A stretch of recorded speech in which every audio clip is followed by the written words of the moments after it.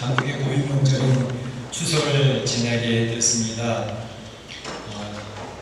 한국의 추석 명절은 우리 각지에 흩어져 있던 식구들이 이제 본가에 모여서 아주 귀한 교제를 나누고 그동안에 어떤 일이 있었는지 서로 나누고 서로 즐기는 그런 귀한 시간들이 되죠.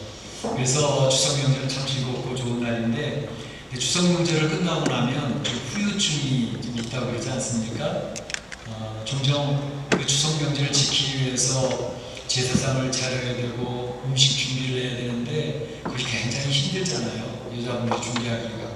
그래서 그것을 준비하는 과정 속에서 이제 동서들끼리 서로 눈치 보기 때문에 서로 긴장도 생기고 갈등도 생기고 하는 일들이 생길 뿐만 아니라, 또 며느리가 있는 집에서는 그 며느리가 너무 힘이 들다 보니까 시어머니에 대해서 불평하기도 하고 고부간의 갈등이 드러나는 그러한 우리 한국만이 가지고 있는 특별한 모습들이 있습니다. 고부 갈등으로 인해서 심히 스트레스를 받던 어떤 며느리가 친정엄마에게 찾아가서 서로를 토로하는 내용이 있었습니다. 친정엄마에게 찾아와서 하는 말이, 엄마, 에덴 동산이 왜 나무로 있는지 이제 알겠어요, 그러는 거죠. 그게 무슨 소리냐 그랬더니, 에덴 동산에는 시어머니가 없었잖아요. 그 얘기를 하더라는 거예요. 그래서 그걸 가만히 듣고 있던 친정엄마가 이야기하기를, 그래 얘야, 노인들은 과식을 많이 하면 그러면 수명이 짧아진다고 그러더라. 그 시어머니 잘 먹는 음식을 좀 많이 해서 많이 먹여드려라, 그렇게 얘기를 했다는 거죠. 그랬더니 그 며느리가 알았어요. 그래서 집에 와가지고는 평소에 우리 시어머니가 좋아하는 음식을 열심히 해가지고 많이 드렸다는 거 아닙니까? 그랬는데 이제 늘 맛있는 음식, 그 시어머니 입맛에 맞는 음식을 골라서 많이 해서 시간 먹도록 해주니까 시어머니 마음이 굉장히 좋았나 봐요. 점점 가면서 며느리가 예뻐 보이기 시작했다는 거죠. 말하는 일 하더라도 따뜻하게 말을 하고 예쁘다고 얘기를 하고 하니까, 그런 과정 속에서 어떤 변화가 생겼냐면, 며느리 마음속에 있었던 시어머니를 향한 증오와 미움이 점점 누그러지면서 이제 어머니를 잘 모시는 효부로 바뀌었다는 거 아니겠습니까? 그래서 참 친정엄마의 그 지혜로운 충고 한마디로 인해서 그 가정이 좋은 결실을 얻게 되어졌다라는 재밌는 이야기가 있는 것입니다. 오늘 본문의 야고보는 지혜로운 삶을 살자, 특별히 성도들이 지혜로운 삶을 살았으면 좋겠다라고 하는 본문의 말씀이 나오고 있는 것을 볼 수가 있습니다. 그래서 오늘 생각해 볼 때 이 지혜에 대한 것을 생각해 보려고 하는데, 먼저 지혜와 지식은 뭐 다른 것인가 라는 것에 대해서 한번 생각해 보고자 합니다. 많은 것을 아는 사람들은 지식이 있다, 지성인이다, 이런 말을 쓰게 됩니다. 그러니까 많이 배우고 대학교 나오고 대학원 나와서 참 박사 학위를 받은 그런 사람들은 지식이 많다라고 이렇게 이야기를 하죠. 특별히 대한민국은 지식이 많은 사람들이 대우받는 그러한 지식 우월주의의 사회가 있습니다. 아마 유교에서 나왔을 그런 가능성도 많이 있는데, 공부를 많이 하면 성비가 되어지면 참 대우를 받는 그런 사회 풍토가 있습니다. 그러다 보니까 한국 사회에서는 어쨌든 공부 많이 해서 박사학위를 따야 돼. 그래서 박사학위가 굉장히 많아지는 그런 사회가 있는데, 정상적으로 박사학위를 따도 괜찮은데 그저 여기저기에서 제대로 공부도 안 하고 박사학위를 갖게 되는 그런 허위 학력 사건들이 많이 발표가 되어져서 사회 이슈가 되어지고 그랬던 적이 있습니다. 그러니까 참 우리가 생각하는 것은 한국 사회가 지식에 대한 그런 어떤 존중, 이런 것들이 좀 지나쳐서 많은 사람들이 지식을 있는 박사학위를 따려고 하는 그런 일이 많은 사회를 볼 수가 있는데, 그런데 지식이 많다고 해서 과연 지혜가 있다라고 말할 수 있을까라는 생각을 해보게 됩니다. 물론 지식이 많으면서 지혜 있는 사람들도 얼마든지 있지요. 그런데 지식이 아무리 많아도 지혜롭지 못한 사람들을 주변에서 종종 발견할 수 있는 것도 부인할 수가 없습니다. 그 반대 경우도 한번 생각해 봅니다. 이럴 때면 많이 공부를 못해서 배우지 못한 그런 분들은 지혜가 없다라고 이야기할 수 있을까? 라는 것을 질문해 봅니다. 그것은 아닌 것 같아요. 왜냐하면 우리 어머니 세대들은 공부를 잘 못했습니다. 초등학교를 졸업하는 것도 쉽지 않았습니다. 그래서 대개 우리 어머니 세대는 대개 공부 많이 하는 사람은 초등학교 졸업을 하고 조금 중학교 다닌단 말이고 이렇게 되는 부모님들이 한국에 많습니다. 그러니까 겨우 이제 기억 니은 가을만 깨우쳐가지고 자녀들을 키웠던 그런 어머니들이 얼마나 많은지 모릅니다.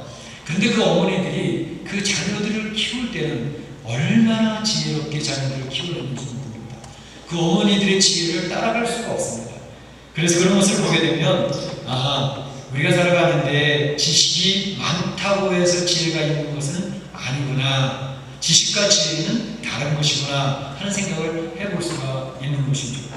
지식은 어떤 사물이나 어떤 상황을 보면서 분석할 수 있는 능력이라고 말할 수 있다면, 지혜라고 한다면 지혜는 어떤 분석되어진 내용, 상황을 경험하면서 거기서 얻게 되어졌던 어떤 그런 것들을 잘 종합을 하고 잘 맞추어서 자기 생활에 잘 적응해서 거기서 삶의 결과를 얻어내는 것을 지혜라고 말할 수가 있겠습니다.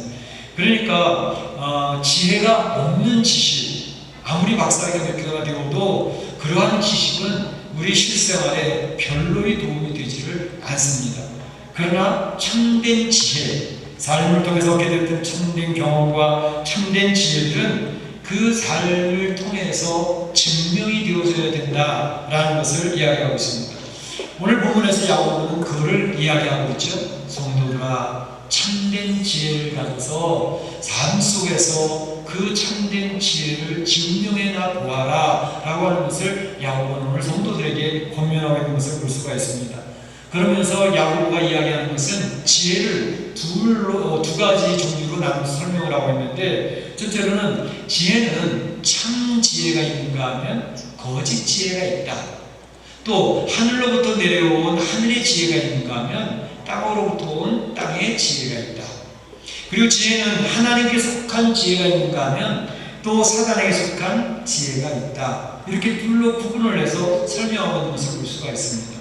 그래서 오늘 이 시간에 살펴보고자 하는 것은 그 땅으로부터 왔다는 지혜라는 건 어떤 것이며 또 위로부터 내려온 하늘의 지혜라는 것은 어떤 것일까 라는 것을 생각해 보면서 오늘 하나님의 주신 메시지를 듣고 싶어 하는 것입니다.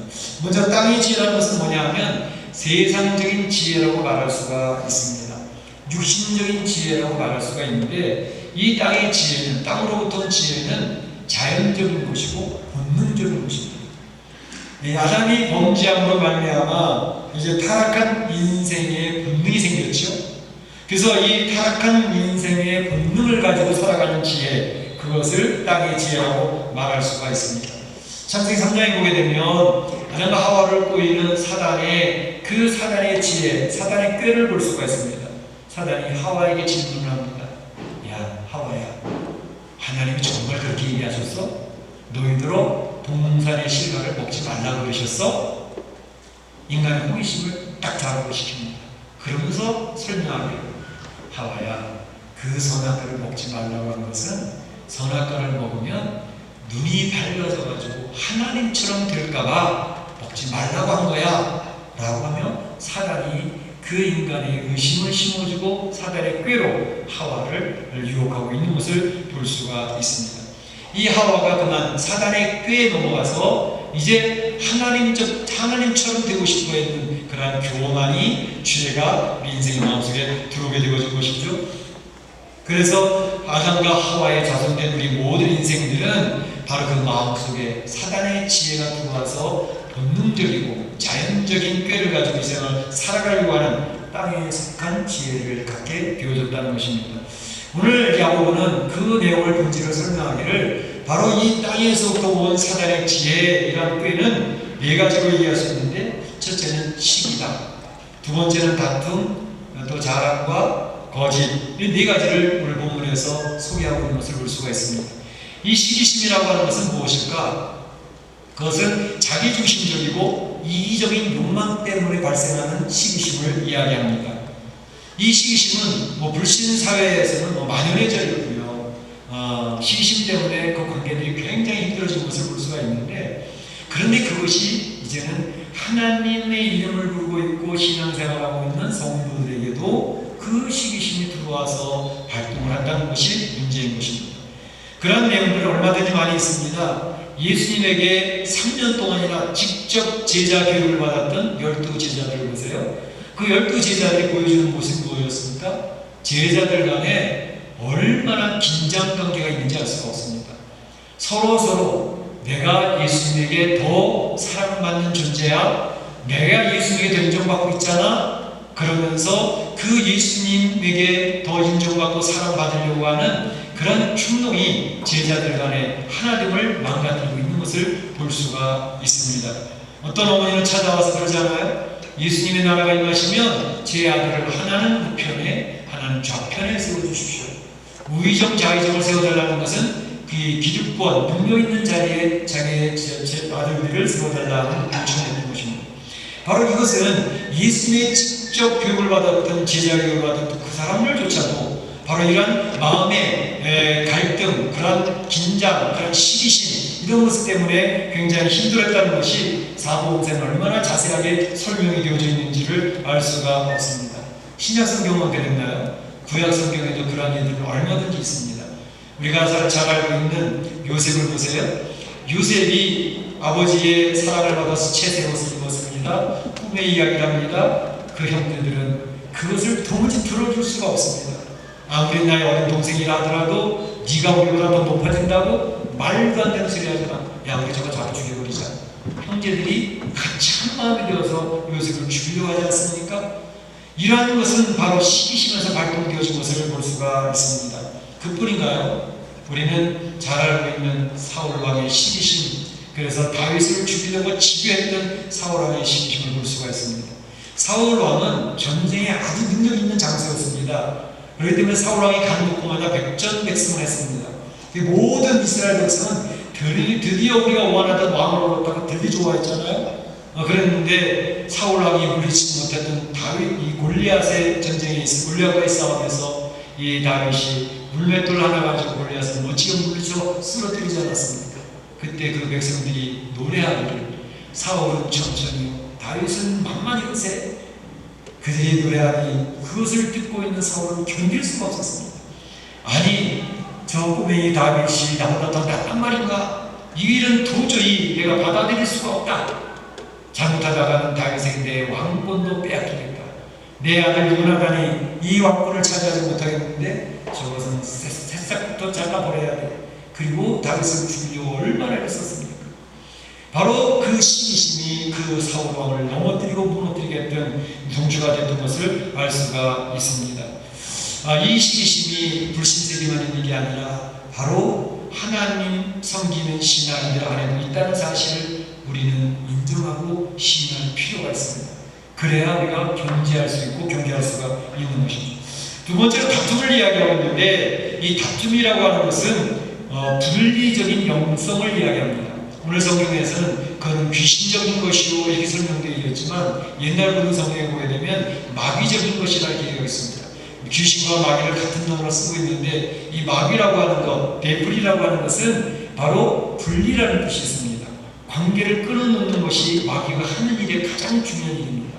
그렇기 때문에 이러한 분리되어진 이 세상에서도 얼마나 많은 사람들의 관계를 끊어놓는 일이 얼마나 많이 있습니까? 불신세계에서는 말할 것도 없고, 이것이 신앙인들의 성도들 가운데서도 이 마귀의 역사, 사단의 지혜, 사단의 꾀는 얼마나 활동하고 있는지 알 수가 없습니다. 우는 사자와 같이 성도들을 넘어뜨리고 무너뜨리고 관계를 깨뜨리려고 하는 그런 시도는 지금도 계속되고 있다는 사실을 꼭 기억할 필요가 있습니다.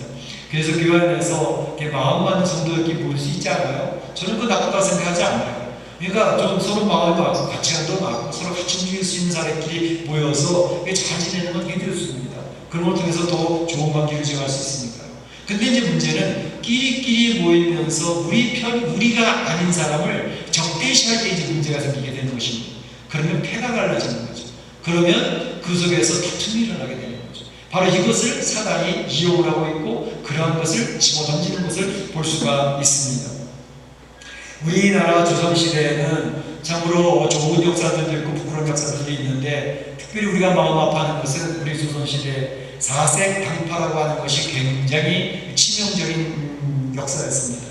그래서 그런 일들로 말미암아 참으로 조정에서 계속 사색 당파로 인해 싸우는 그것 때문에 어려움을 많이 당하게 됐는데, 일본 사람들이 식민 통치 40년을 하면서 그들이 계속해서 한국 사람에게 입력을 시키고 주시시켜준 식민사관이라고 그러죠.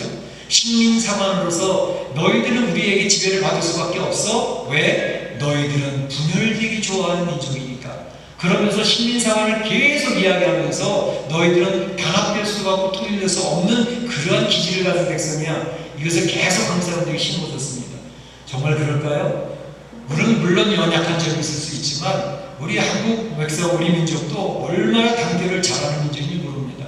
특히 위기를 만날 때마다 얼마나 단대를 잘하고 단합을 잘하고 동기부여만 되어지면 한 마음으로 똘똘 뭉쳐서 이것들을 이겨내는 사람들이 우리 한국 사람들이거든요. 그러니까 일본 사람들의 말에 우리가 세뇌가 돼서는 안 되겠다는 것입니다. 그러니까 우리 보세요. 월드컵 할 때 뭐 서울에서부터 제주도까지 온 국민이 하나가 돼서 부르짖지 않습니까? 또 한일전 할 때 보세요. 모두가 한 마음이 되어져서 일본 때려부시라고 소리치는 우리 민족의 단결성을 볼 수 있지 않습니까? 우리 민족은 제대로 된 동기만 부여되고 제대로 된 리더십만 발휘되어지면 하나로 똘똘 뭉칠 수 있는 그런 민족이라는 그 민족 사관을 가져야 됩니다. 식민지 사관에 빠져서는 절대 안 됩니다. 우리 민족이 분열되는 그렇게 잘하는 기질이 있다. 그 일본 사람들이 심는 나쁜 것 중에 하나인 것입니다. 그것에 따라가서 절대로 안 되는데, 바로 이러한 분리되는 모습, 이 나누어지는 모습은 사단의 꾀입니다. 이 영적인 분리되는 영성을 가져서는 절대 안 되는데, 바로 이러한 것들이 교회 안에까지 들어옵니다. 그래서 교회 안에서 성도와 성도들끼리 분리가 되어진다든지, 또는 목사와 성도들 사이를 이간한다든지, 이런 일들이 생기게 되어지면 우리가 사단에게 결국 놀림을 당하는 것입니다. 사단의 공격이 있을 때 그것을 지혜롭게 찰막아낼 수 있는 성도들이 되어져서 한마음 한뜻으로 꼭 단결하는 그런 성도들이 되어져야 될 것입니다. 세 번째로는 자랑입니다. 자랑이라는 것은 교만과 오만에서 시작되는 것입니다. 바로 이 자랑에서 나오는 것은 뭐냐면, 일어나는 것은 주로 비교심에서 나오게 되어집니다.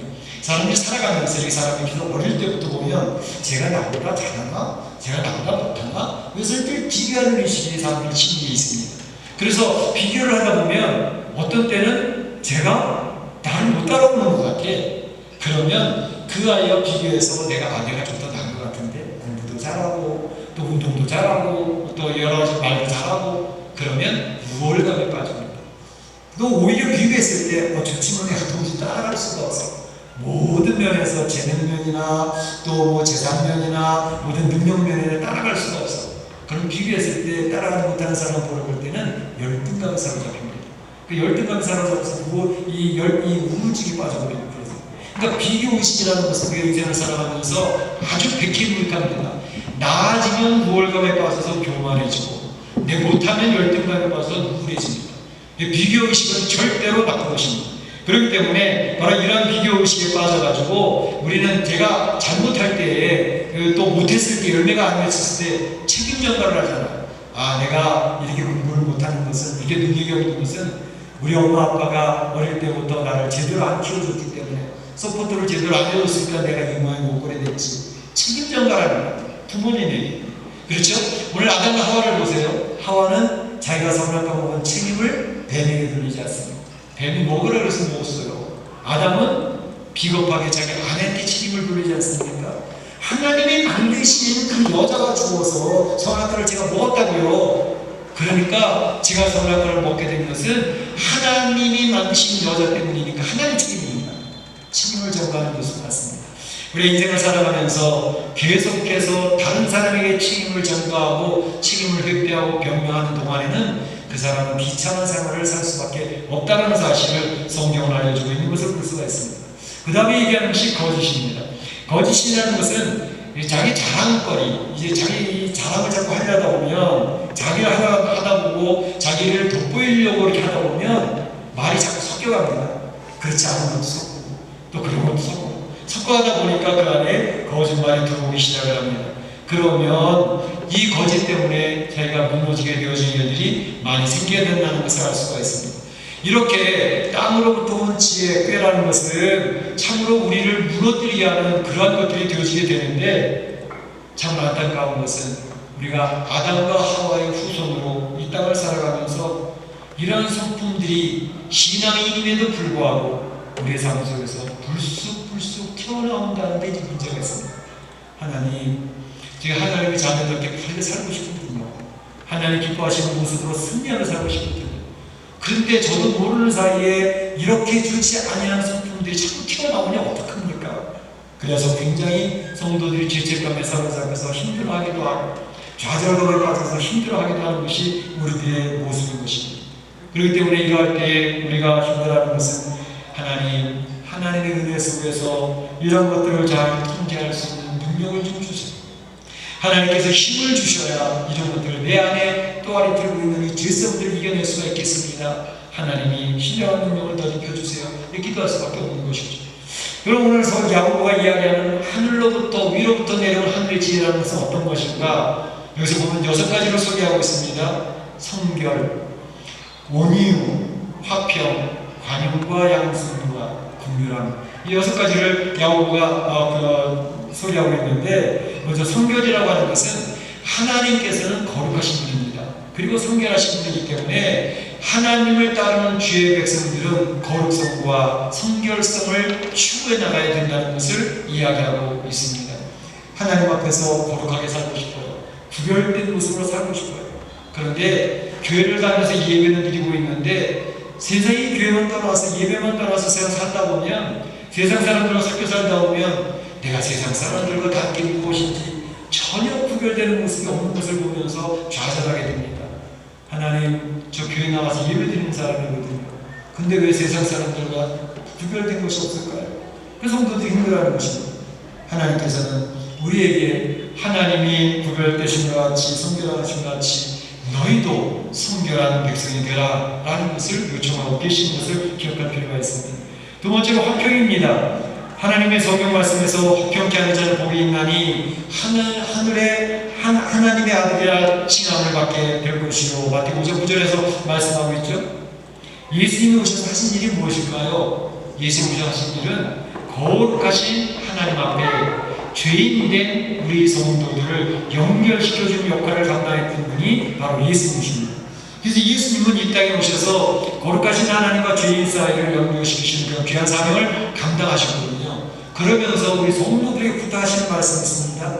성도들아, 내가 너희 죄인된 너희를 하나님 앞에 연결시켜놨으니 너희들도 서로 관계를 연결시키는, 화목케 하는 그러한 화평의 사람들이 되어달라라고 요청을 하시는 거죠. 사도 바울은 우리 성도들에게 성도들아 너희는 화목케 하는 직책을 받았다라고 이야기를 하고 있죠. 참으로 성도들의 틈을 벌려고 하는 사단의 꾀들은 계속 진행되고 있거든요. 어떻게 해서든 관계를 끊어놓으려고 하는 그런 역사들이 있지만, 화목케 하는 사람, 화평케 하는 사람, 그 사람이 하나님의 자녀다. 그러면서 그 틈이 나는 것, 관계가 끊어지는 것을 붙여놓는 사역, 그러한 사역을 감당해달라라고 하나님이 이야기를 하고 계시는 것을 볼 수가 있습니다.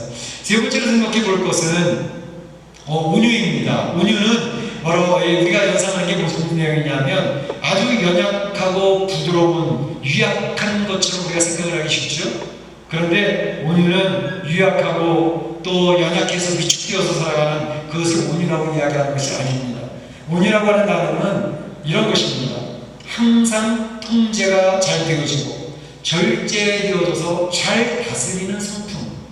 그래서 훈련되어진 인격을 가지고 있는 것을 온유라고 말할 수가 있습니다. 예를 들어 설명해 드리면 야생마가 있지 않습니까? 야생마 초목을 이리저리 뛰면서 자기 기질대로 막 움직이는데, 이 야생마를 조련사가 딱 잡으면 그 야생마를 길을 얼마나 잘 들이는지, 그 야생마를 길을 잘 들여놓으니까 기수가 마음대로 조종할 수 있는 그런 멋있는 명마로 바뀌어진단 말이죠.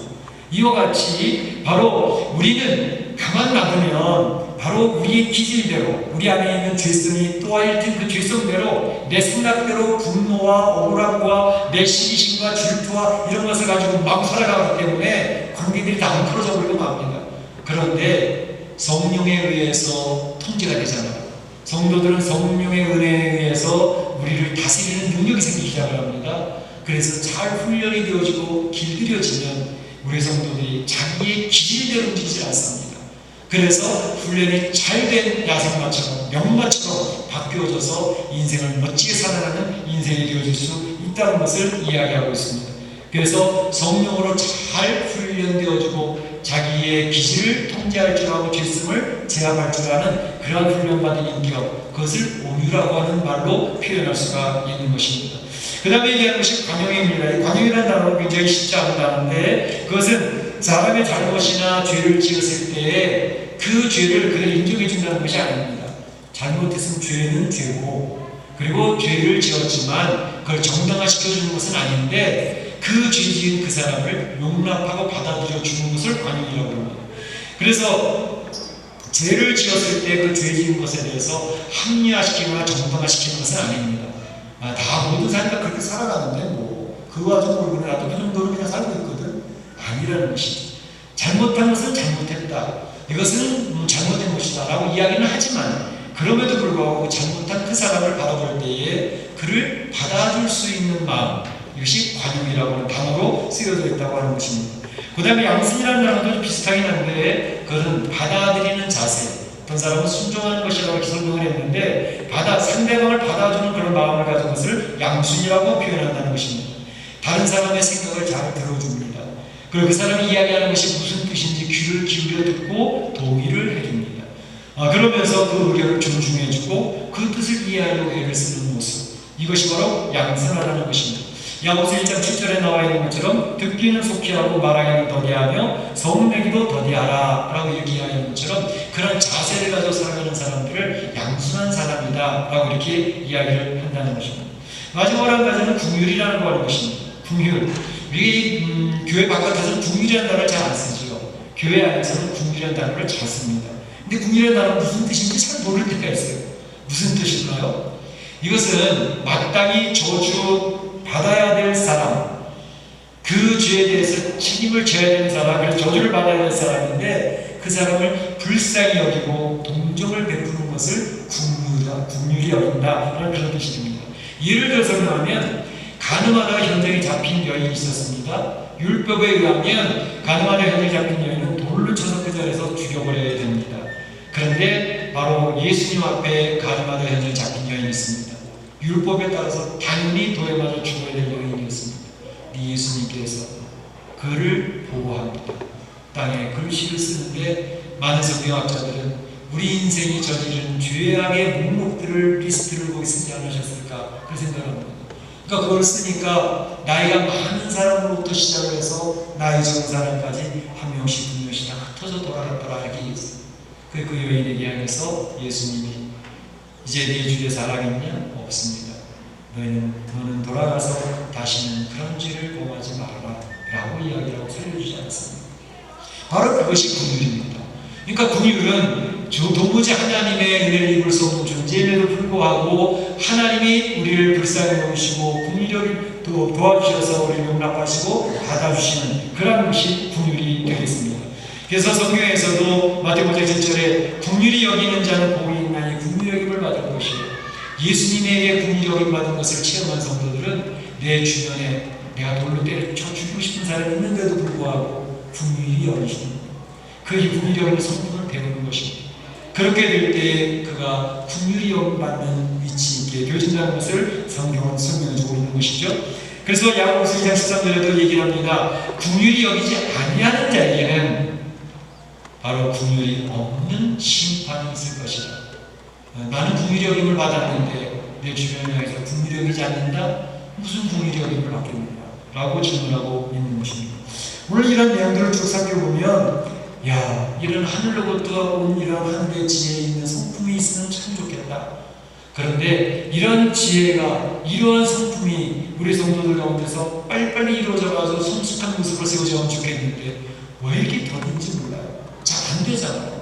거룩한 모습을 만든다든지, 온유한 성품으로 세워진다든지, 화평과 관용과 양심과 긍휼의 모습으로 성품이 세워져가면 좋겠는데, 내가 바라는 기대를 있는데 잘 이루어진단 말이죠. 그런 것 때문에 굉장히 성도들이 힘들어하는 것을 볼 수가 있습니다.